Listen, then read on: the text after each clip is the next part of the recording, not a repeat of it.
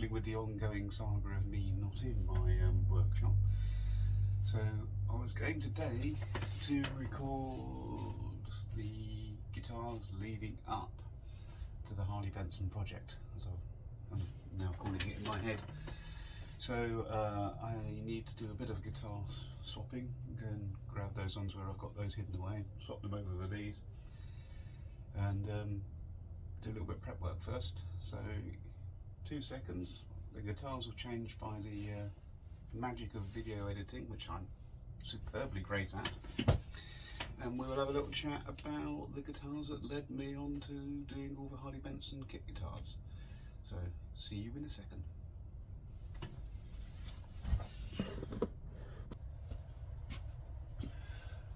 Okay, right, I've done the great guitar swap, and we have our 3 new subjects. I'd like to make it clear at first that this is really nothing to do with guitars. It's all about just getting my hair on film, so I can just look back when I'm bald as a coot and admire my lovely long locks. Probably more truth than humour in that. Right, anyway, that aside, these are the 3 guitars that kind of led me to doing the Harley Benson kit guitar project. So start at the beginning again, which is, I guess, always one of the better places to start. And these are effectively, it relates to work.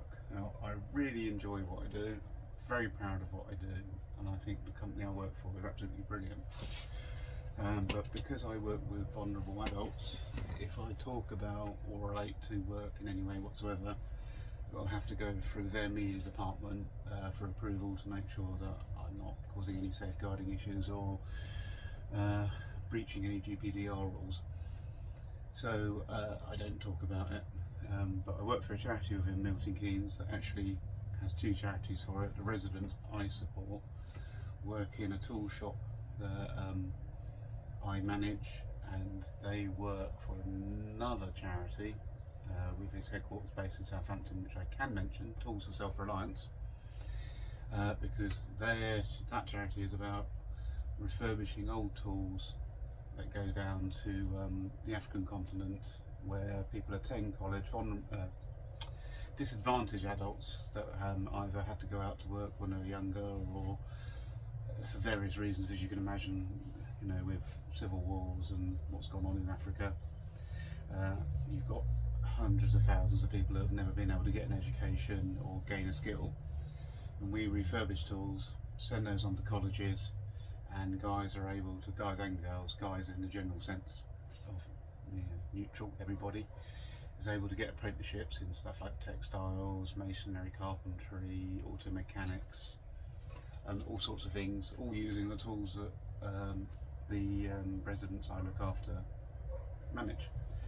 Through that, obviously, it's a bigger workshop. There are other things that go on other than just supporting Tools for Self-Reliance. And part of my involvement when I came to do this role was I introduced refurbishing guitars. We did a few acoustics, and then I also got the opportunity then, through a couple of requests, to build a few kit guitars with the residents, and it was excellent fun.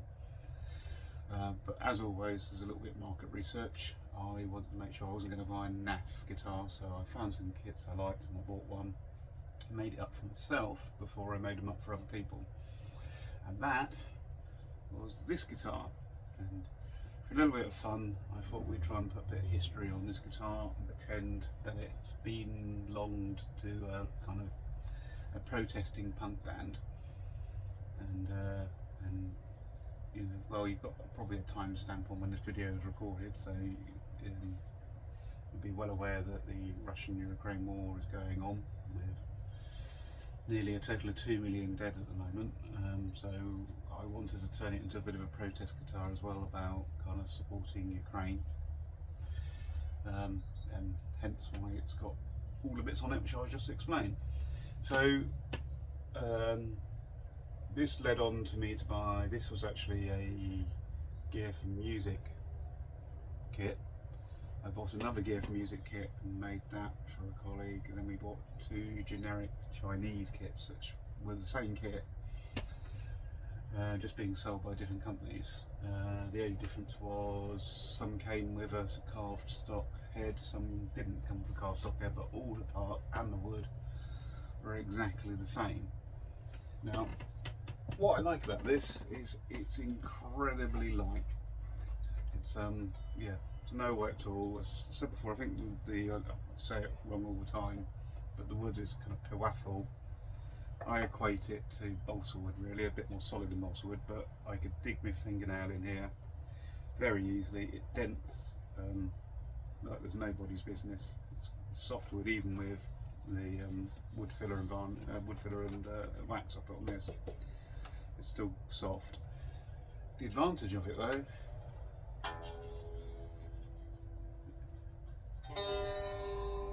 it's really resonant. It vibrates to the whole body, it sounds to the body, and it feels really nice. Very easy to work with. I was able to go and round these corners off, soften that edge, that nice rounded soft edge all the way around, and soften in here a bit so you haven't got anything hard. Wherever your hands are touching, there's nothing hard, and also rounded off the neck. So all the edge down there is being rounded, and that's not no hard neck. What I haven't done, because it's a skill I've learned since I built this, so I need to kind of have, when the strings are due to come off of this, I need to have a go. I've not rounded my frets, and I've not done a fret job on them, but that's pretty much gives you an idea of how good the necks are in these kits, in all of these kits, the Benson's ones, the Gear for Music ones. The Chinese ones, I have to admit, I don't know what the different, I don't know why, but this neck was a bit better than the other necks.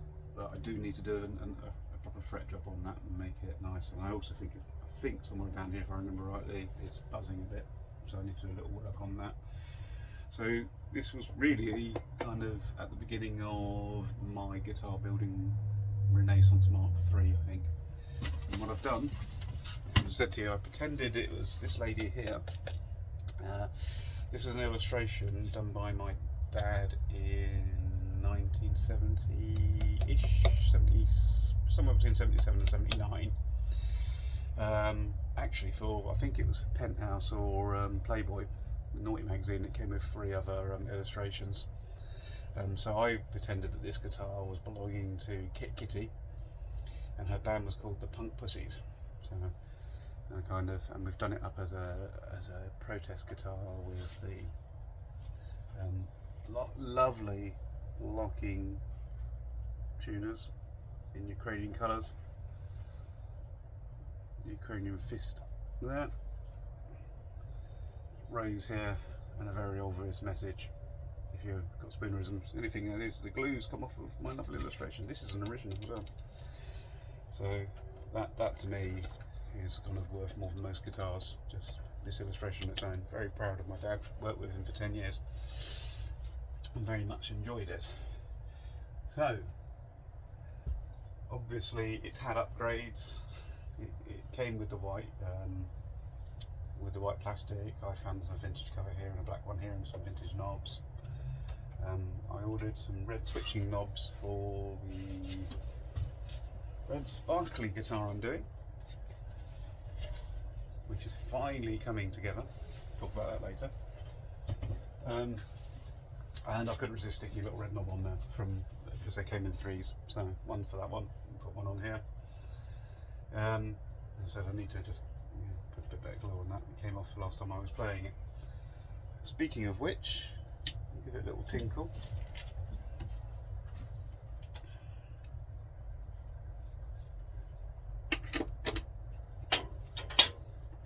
Again, standard, I think standard ceramic pickup type things in there. They're not brilliant, but what is me, wasn't it? Should have done it then. With the right amp, so no problems at all.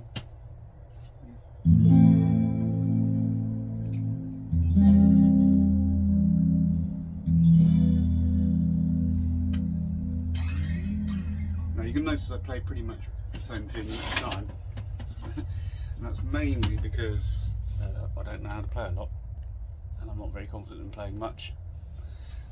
But I could kind of palm it off with the excuse that kind of you get to compare each guitar. If I'm playing the same thing, then you kind of get a little bit of a comparison of what each guitar sounds like through the same amp.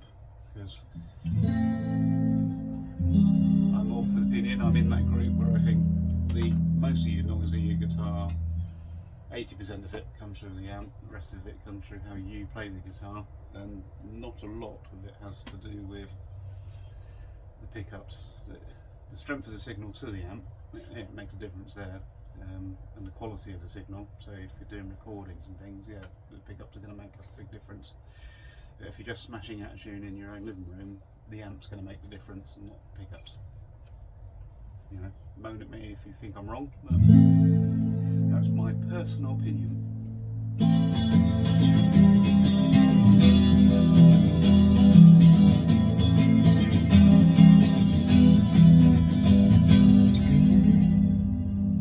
There you go.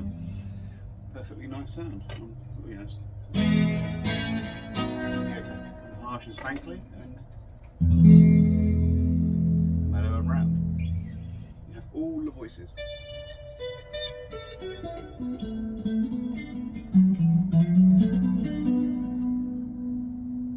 you go. I think that's probably enough waffle on that one.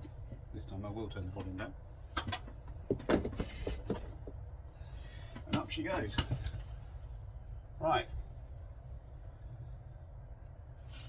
This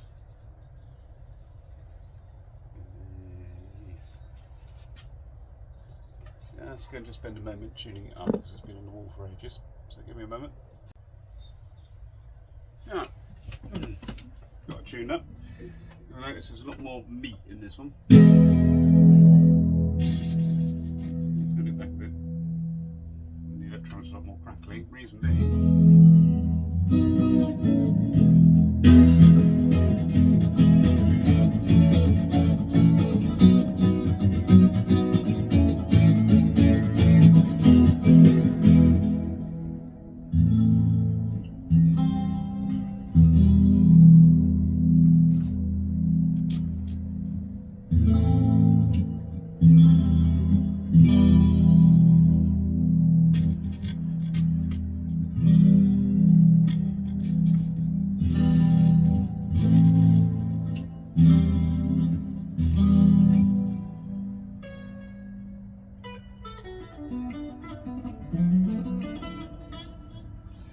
So this, a little bit of excitement for Tristan.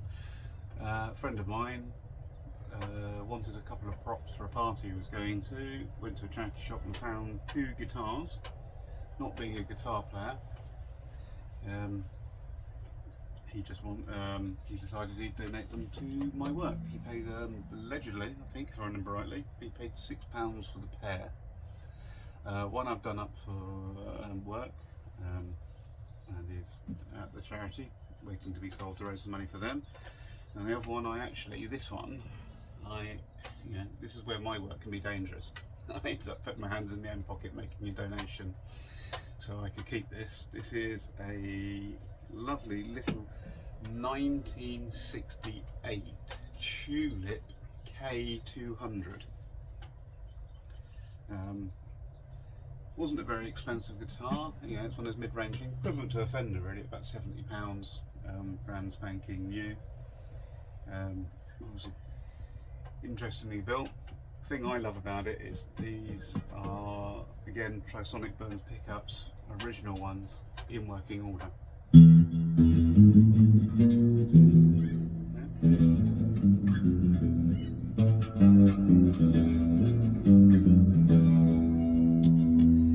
And I just think that's brilliant. It's got a Japanese made neck on it, and that was the thing that intrigued me. I kind of saw this little metal bar up here and I thought no £6 NAF guitar is going to go to the time and effort of putting in something like that. And the neck itself was curious. It's Japanese neck, and the body's made in Taiwan.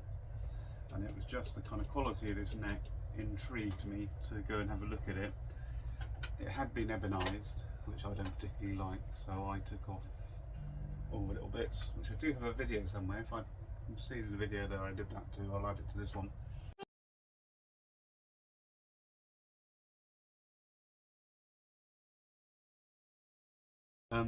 But yeah, so that is a 57-year-old guitar. It's a true, vintage one out of all my collection. It's the second oldest one I have. I have a guitar inherited, an acoustic, slightly older than this one. But yeah, so this came into work. We did it up. I've kept it for myself after a hefty donation, and that continued my work with restoring guitars, and then led me on to wanting to find just something slightly better than the Gear for Music kits. And by this time I've been watching a lot of videos, and there was a kind of whole thing about the Harley Benson Les Paul Gibson copy, I can never remember names, and about kind of how well it was being built, the fact the quality had gone massively up on it, but yet the price hadn't. So kind of for £250 guitar you could get something much better quality. Intrigued by this, I thought I would indulge myself and go and have a nose at that, and the quality of that guitar led me to have a look at the Harley Benson kit guitars. I thought, okay, I want something that's a bit, a bit more durable than the Gear for Music ones, something that someone can go out and play with, because I think these are living room guitars. I think nice and light, excellent to practice on, but if you went gigging with them, the body would fall apart. I think it's just not solid enough. So I bought a Harley Benson kit guitar, and didn't want to do a Telly or a Stratocaster, so we kind of went with a kind of little, I'd say a PRS style little guitar, which was this one. And it came with nasty black plastic, so I remade the bit cover, redid the back in white, and put this orange. I'm quite picking it up, but there is a mild sparkle, probably on the headstock. You can pick it up a bit better. Yeah, you can kind of see it. Put a little edging around there. Again, the ubiquitous upgrade to the locking tuning nuts. Naked polished neck, and the binding was already on, which was a bit of a pain in the bum not to stain whilst we cleanly doing the body. So again, stained body, glitter on top, a little bit of wood filler, and a lot of wax. It's kind of how I do my things, and this little beauty went together so easily that it kind of put me into a false sense of security of how easy it was to put glitter on guitars, and led me to doing the full glitter guitar, which has proven to be extremely painful to do. It wasn't the easiest. I've had to learn a few things on how to kind of put the this funky little thing is absolutely brilliant, and I have to admit, I kind of, between the Les Paul copy I bought and this, I'm a huge fan of Harley Benson. I've never played a PRS actually, so I don't know. Odd reactions. I work with a guy in the garden team, he's got PRS. I haven't got my hands on it yet, but I will have a little fiddle on it. But people I know that have had them have either loved them, thought they're brilliant, but just don't like playing them. And it seems to be a little bit of a Marmite thing. Everyone seems to think they're great, but some people love playing them, some people don't. Again, this is pre my neck dressing, so at some point I'm going to have the strings off of this and round the frets and make sure they're all nice and level, and polish them up and make sure they're proper shiny, because that's one of my things that kind of signifies a custom guitar, or as opposed to a straight out the box kit guitar. So there's a few hours work on that to be done, but what I love about this guitar is it's just going to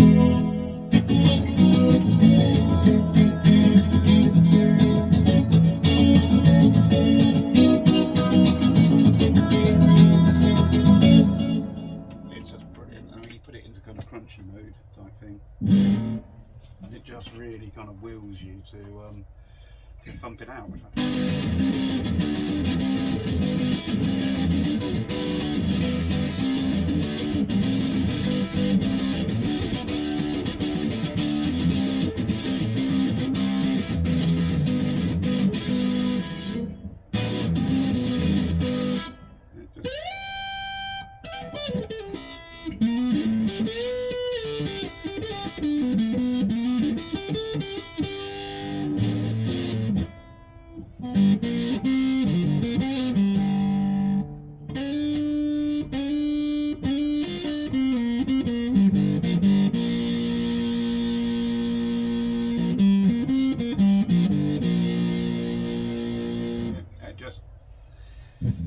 Something about it, the guitar pulls you along and makes you going to want to do that kind of stuff, and it's just infinitely playable.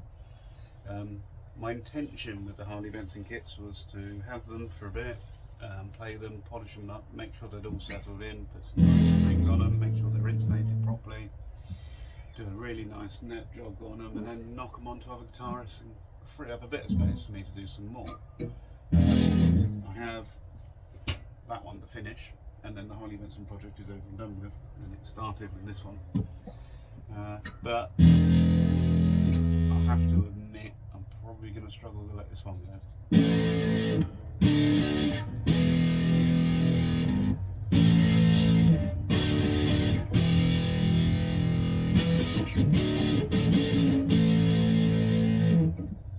It just gives you joy, it's brilliant, love it.